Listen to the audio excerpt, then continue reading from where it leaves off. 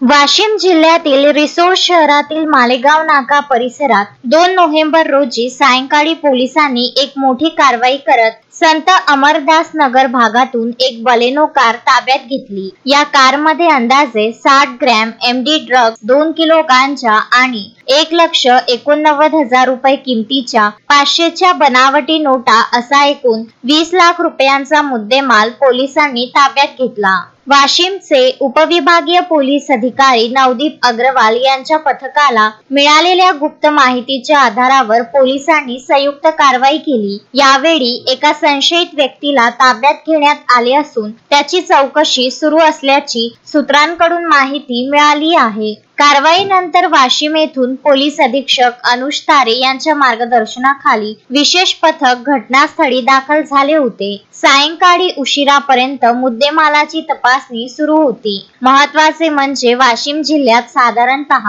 मागील एका वर्षात एमडी ड्रग्ज प्रकरणी पोलिसांची ही चौथी कारवाई असल्याची सूत्रांकडून माहिती मिळाली असल्यामुळे वाशिम जिल्हा अंमली पदार्थाचे हब बनत आहे का असा सवाल उठत आहे। अक्षय लोटे, विदर्भ न्यूज, वाशिम।